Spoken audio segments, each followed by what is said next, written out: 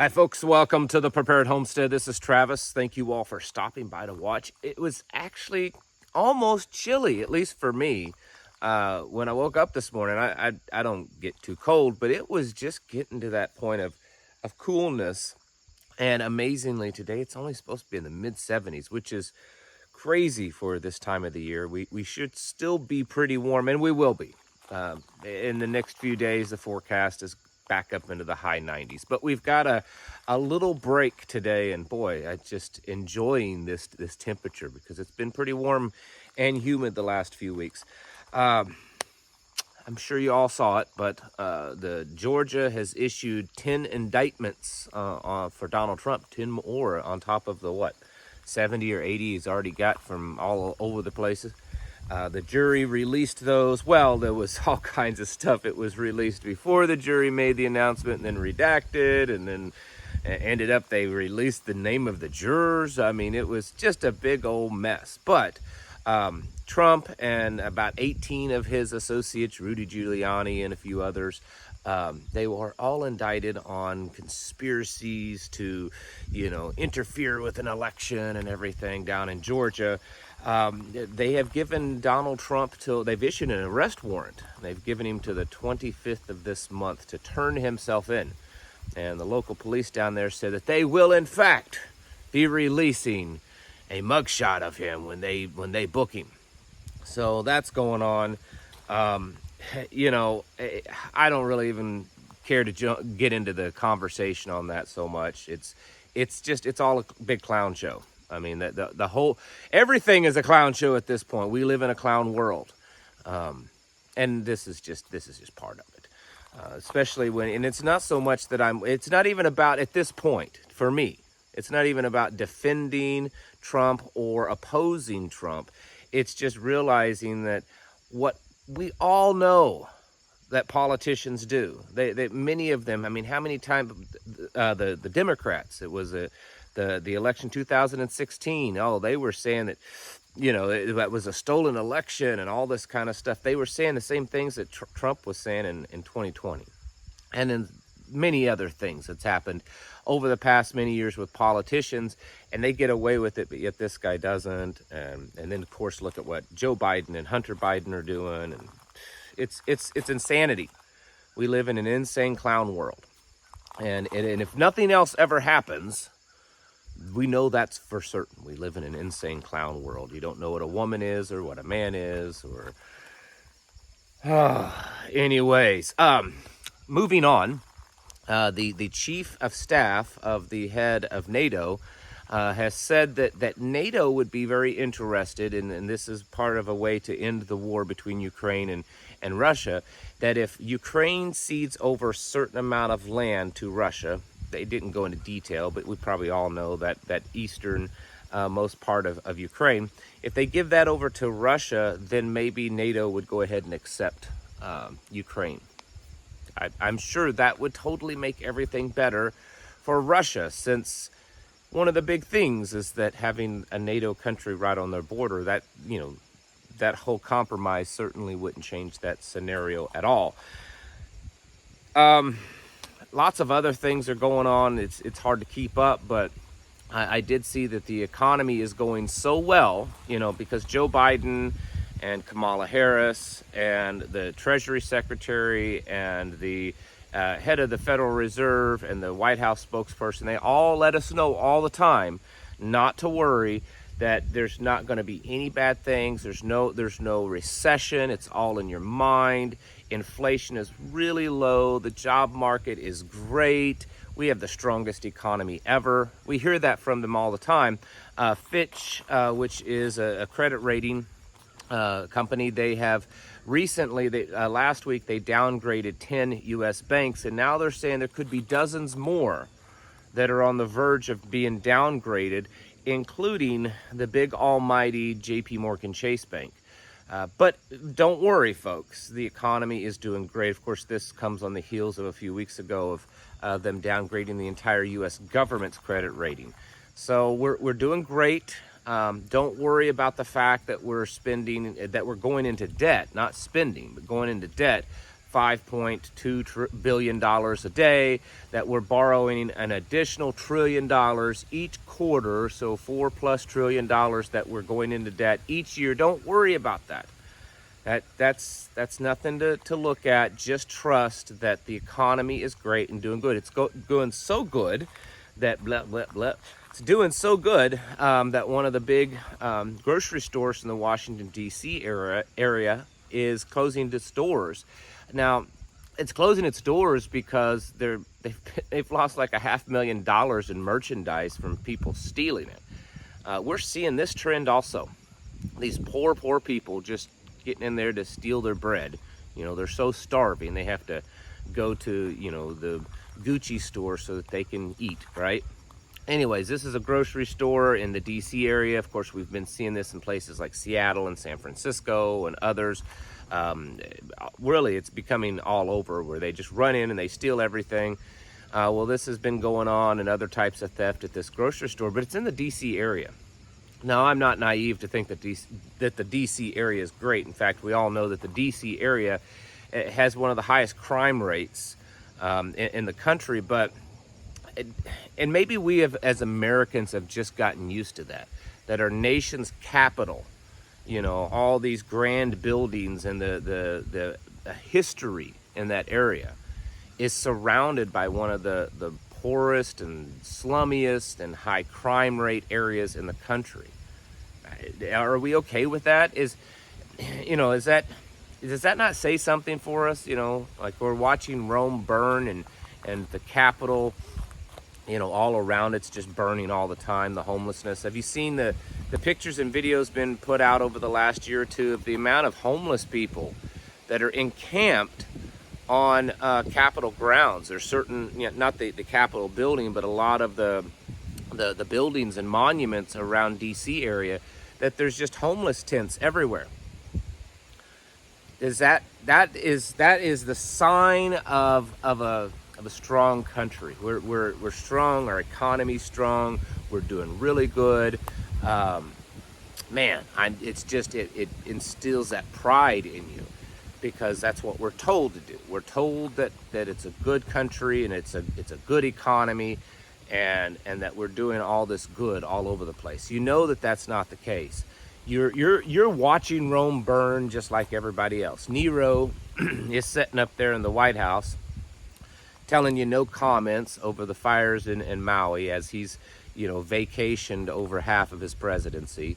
You know, they tell you they got it all under control, while they've got, you know, senators that have to be wheeled around in wheelchairs and whispered in their ears how to vote because they have no clue what they're doing there, or others that just freeze and they don't know what to say because, you know, all thoughts have lost them. Anyways, we're watching an absolute catastrophe happen, and the catastrophe is America's collapsing. America, the West, really most of the world, it's collapsing. And we have front row seats to that. Not everyone sees that. Some, if not most people, the cognitive dissonance is taken full hold of them. And as long as they can go to their grocery stores and watch a movie once in a while, and maybe play a little sports, or get some fishing time in, or do some shopping and put their nice clothes on, they don't care that they're paying 3-4 times a month for their home as they did 10 years ago. They don't care that their dollar is buying less money, you know, less things, that it has so much less buying power. They don't care about that. As long as there's this semblance of normalcy, they're okay with that. And that's the big danger, because all of those people at some point, they're going to wake up. It'll most likely be too late. But when they do wake up and realize that we're way too far gone, like we've gone too far over the edge to come back now, and then it's going to be chaotic. It's going to be bad. And that's why I advocate all the time getting prepared. Now, I want to mention this here. Yesterday, I know most of you watched the video of me out rucking with the guys. We do that on a regular basis. That's not what I'm getting at. The point is I made a silly little video, didn't show any of the guys' faces, you know, want to be respectful of their privacy. But it was just like a 10-second video. I posted over on Twitter. and said, get out there and be a warrior and train with warriors. Anyways, here is a screenshot of the video, but look at this comment that I'm getting at. Are you gonna feel dumb if nothing happens? Well, let me address that for a second. Number one, no, I don't feel dumb going out there and getting in better shape. I don't feel dumb by doing that. I don't feel dumb by going out there and spending time with other men that I respect and admire, and we have that mutual feeling for each other, and so it's iron sharpening iron. We're out there talking, we're being guys, we're sharing experiences and wisdom, and so of course I don't feel dumb for doing that, and I don't really see any negative to it. I mean, I don't know. I guess you could say, well, maybe he's talking about the whole preparedness thing. Probably so. I don't feel dumb for doing something that humans have done all of their existence up until 75 years ago. Okay? It's been completely normal for most people around the entire planet to prepare. You put food up for the winter. You had things put aside in case things got bad. Even out here in the country, it's funny because I talk to old timers and people that's lived out here their whole lives, and they'll laugh. They're like, I guess I've been a prepper my whole life. We have to deal with snowstorms and ice storms and tornadoes and power outages, and the creek rises and we can't get out of the house for a few days, and we just deal with it, and we have enough stuff. We always have things put aside. My grandparents had a old root cellar. You'd open the door and you'd go down into the ground, and they always had that thing filled. I remember when Grandma passed away, the thing was filled with jars, canning jars, and that was normal. All right. You'd go in Grandpa's old shop and he had all kinds of stuff in there. None of it was fancy, but if you needed something fixed or something built, it was pretty much guaranteed that he had it in there. That was normal. It was normal to be ready because they knew that at any time things could change. It was also normal to be ready because those generations and the ones prior to that, they didn't have the government to depend on. They didn't grow up in this world that, well, if things got bad, don't worry because someone's going to be there to take care of you, right? They knew that if things got bad, no one was coming to take care of them, and everything that they needed was dependent upon them. And the last few generations has changed. We've grown up with this mentality that, well, it'd be bad if my house burned to the ground. It'd be awful if a tornado came in and blew things away. It'd be awful if I fell and broke my leg and couldn't work for 6 months. But, if that happened, at least there's disability and all these charities and all this government assistance and grants and all this kind of stuff. So, we wouldn't be completely destitute. There's at least a little bit of a safety net there. And so it's caused people to not take responsibility for their own existence and their own lives. So this preparedness is not that unusual. The problem is more and more people are realizing that the government isn't there to help. Look at Maui right now. The poor folks there. There's just more and more death toll is rising as they're finding more. And of course, Joe Biden announces yesterday that we're going to send them families $700 a piece. Yes. $700 per family is what they're sending out there because, after you lose everything, $700 that's a lot, Preparedness should be a normal thing for us. We shouldn't be dependent upon other people. We shouldn't be, that's a weakness, folks. It's weak. It's weak to depend on other things and other people, especially the government. We should have that the responsibility of our own existence and our family's existence in our own hands. And that's really at the end of what preparedness is. Now, as far as the possibility of things happening that are bad, I don't know if you've been asleep for the last few years, but there's already been lots and lots of things that are bad that's been happening. You're paying a lot more for things. The availability of stuff is not as much there. Housing, it's become almost unattainable for most people to purchase a home.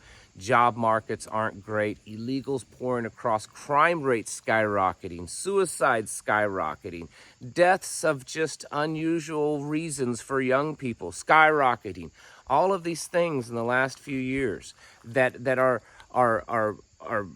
you know, you can look at it. There's data there. This isn't just some crazy bearded hillbilly telling you what ifs. This is something that's you can actually look at and see real numbers to show that things are getting worse. And then of course there's all these other things that very well could possibly happen. Many of the 2 or 3 dozen things that are going on in the world today. So do I feel dumb for preparing, even if some big apocalyptic thing may not happen? No, of course not, because in the end, it's making me responsible for my life. You know, I'm not taking the responsibility for my life and putting it in someone else's hands. I feel better about myself. You know, the world also often talks about empowerment. You want to be empowered?